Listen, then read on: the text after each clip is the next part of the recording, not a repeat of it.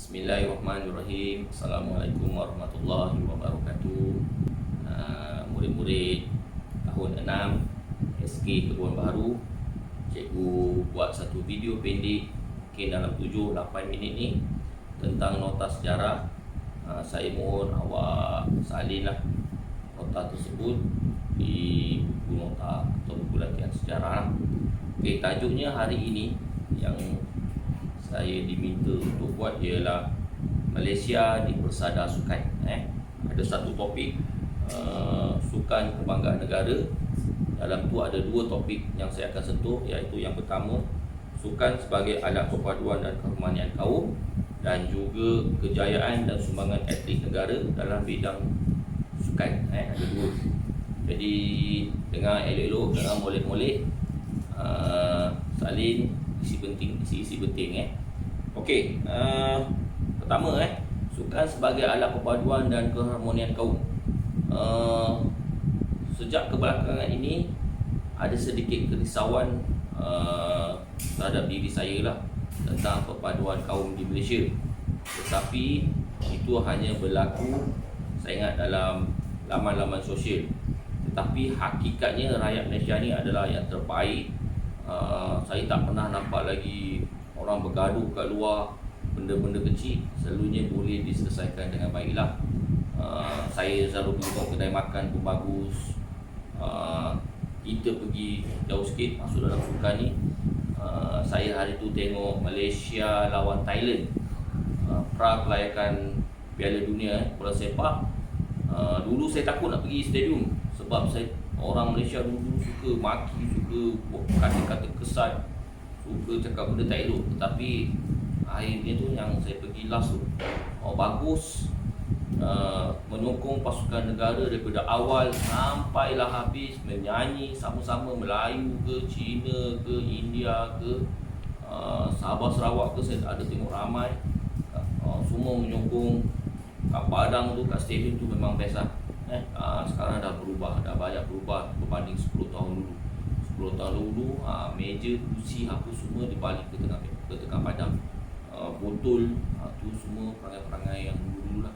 Sekarang buat kata Tun Abdullah Ahmad Badawi, bekas Perdana Menteri Malaysia yang ke-6, kita mengejar ataupun kita perlu mendidik rakyat ni menjadi minda kelas 1.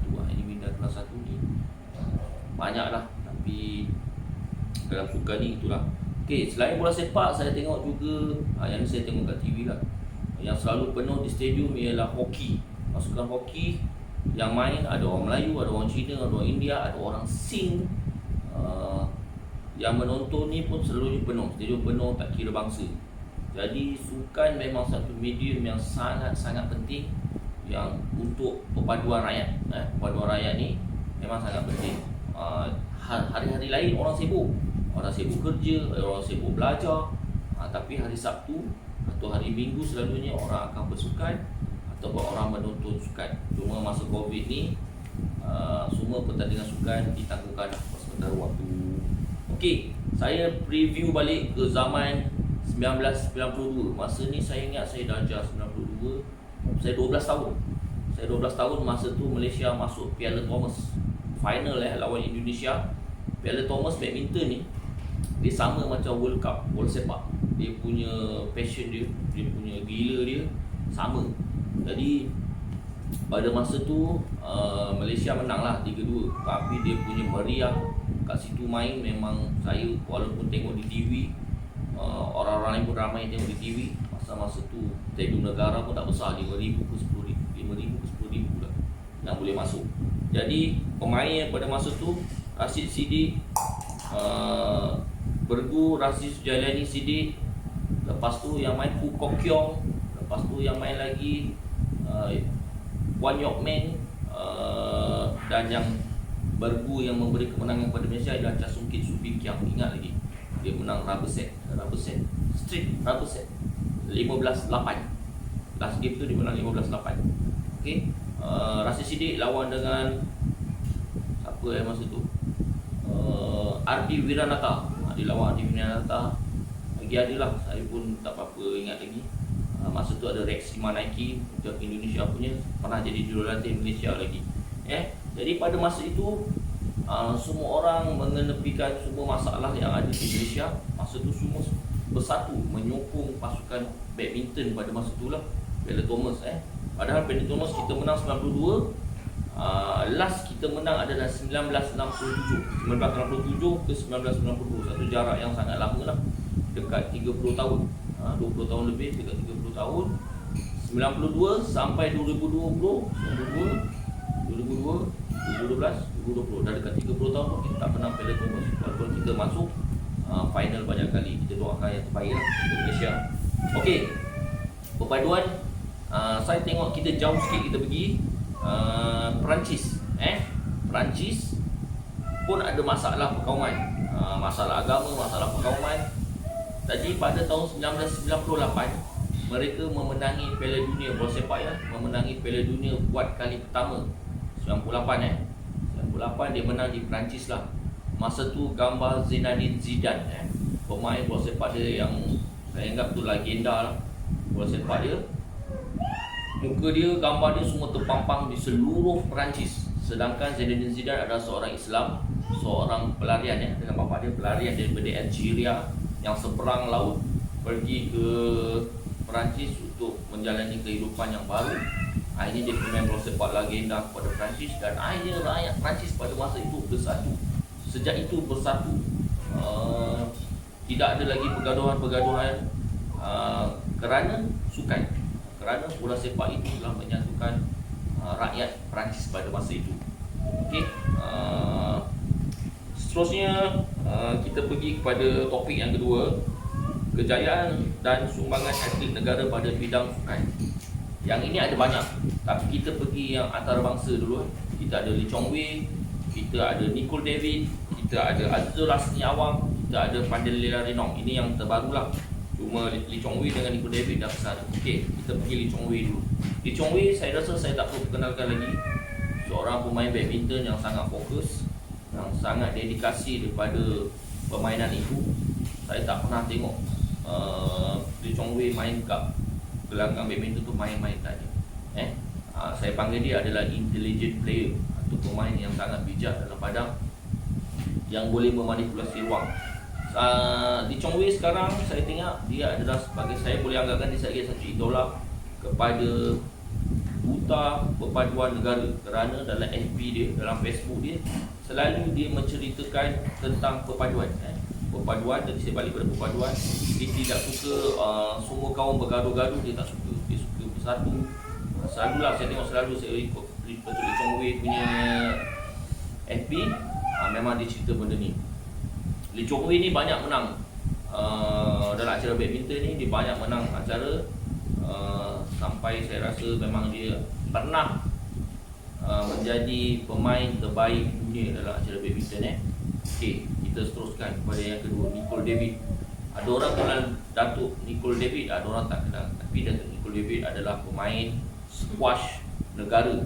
Pemain squash negara yang saya anggap, saya panggil, kalau nak kalahkan Nicol David ni adalah diri dia sendiri yang boleh kalahkan. Tak ada orang yang boleh kalahkan. Dia lagi hebat. Main squash tak siapa boleh kalahkan dia. Akhirnya dia kalah sendiri. Diri dia yang kalahkan. Maksudnya apa? Maksudnya dia dah besar, dia dah umur, dia dah berumur. Saya tengok dia main daripada dia kecil, daripada dia sekolah menengah, sampailah dia besar. Jadi Nicol David pun sangat hebat. Dia tu pun pemain yang bijak, banyak mengharumkan nama negara. Okey, yang ketiga, yang ini kita panggil The Pocket Rocket Man. Kenapa namanya The Pocket Rocket Man? Sehingga kan Nike ambil dia sebagai penaja, Nike taja dia seumur hidup dia. Berapa juta bayar saya pun tak tahu. Azizul Hasni Awang, kelahiran Terengganu. Dia adalah dalam acara berbasikal, dalam acara kirim, dia acara pecut untuk basikal. Azizul Hasni ni memang sangat laju, kecil, laju. Sebab tu dia panggil The Pocket Rocket Man. Dia panggil namanya Pocket Rocket Man, dan dia sangat laju. Saya pernah tengok dia sekali berlumba basikal, kaki dia ni masuk batang kayu, papan velodrome. Velodrome tu dibuat daripada papan, jadi velodrome tu pecah, masuk kaki dia kat sini. Lepas lepas tu tak lama dia masih lagi boleh menang juara dunia berbasikal dalam acara kiri.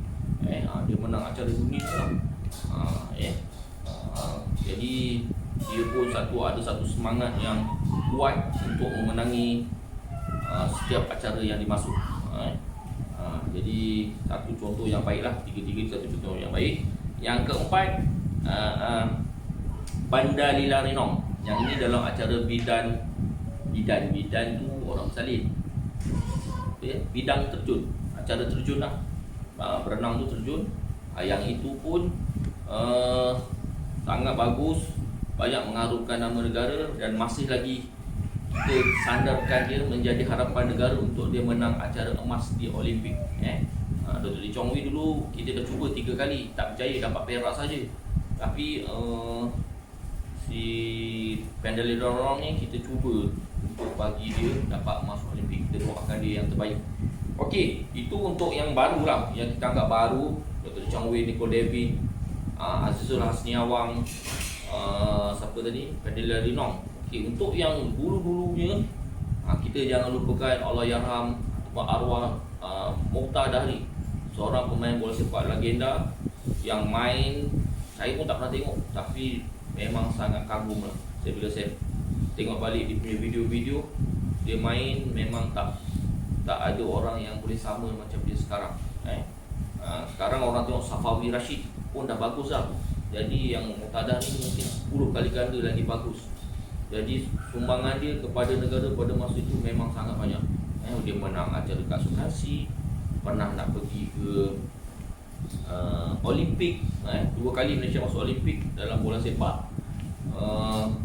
Satu Mokhtar Dahri lah punya dan the gang. Jadinya dalam bola sepak ni ada banyak. Mokhtar Dahri, Gani Minhak, Santok Sin, Sochin Aun, di banyak kaum lah. Jadi semua orang bermain bola sepak sama-sama. Di Sabah ada Hasan Sani. Jadi Arumugam, tangan dia panggil Spiderman, tangan dia panjang, so dia boleh tangkap bola. Jadi banyak, kalau dalam bola sepak ada banyak. Seterusnya, yang ni satu nama yang sepatut awak jadikan satu idola, Dato' M. Jegatesan. Dia adalah pelari pecut Asia pada tahun 1960 dan rekod dia tidak dapat dikalahkan untuk selama beberapa tahun. Datuk Doktor, dia ada Doktor M. Jegatesan. Saya ulang, Datuk Doktor M. Jegatesan. Beliau walaupun sibuk berlari dalam olahraga, dalam acara pecut 100 meter, 200 meter. Okey, 200 meter dia pernah pergi ke Olimpik. Dia satu-satunya orang Asia yang sampai ke separuh akhir. Jadi kagumlah sebab Olimpik ni orang semua laju-laju kan. Datuk M. Jegatesan walaupun dia berlari tadi, dia tetap dapat PhD. PhD ni untuk dapatkan doktor lah. Dia tetap belajar. Saya pernah baca buku Dr. M. Jegatesan ni. Dia sampai siang lari, buat latihan, malam orang dah tutup lampu, orang dah tidur, besok nak latihan lagi.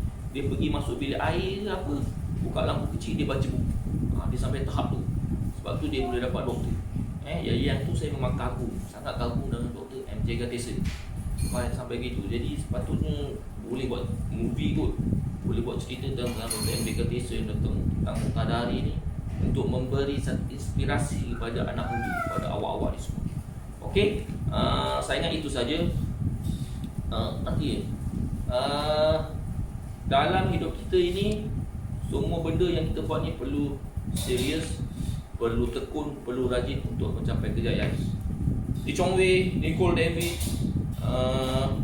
Azizul Hasniawang, Pendali Rinong, Allahyarham arwah Dr. Mokhtar Dahri, Dr. M. Jegatesan, Rabuan Pit, siapa lagi, M. Kumarisan dalam berbasikal, semuanya berlatih. Bukan awak tengok dia datang pakai kasut terus lari masuk menang, tak ada. Semuanya perlukan satu latihan, perlukan satu komitmen, perlukan dalam diri awak untuk berjuang, untuk menjadi seorang yang hebat.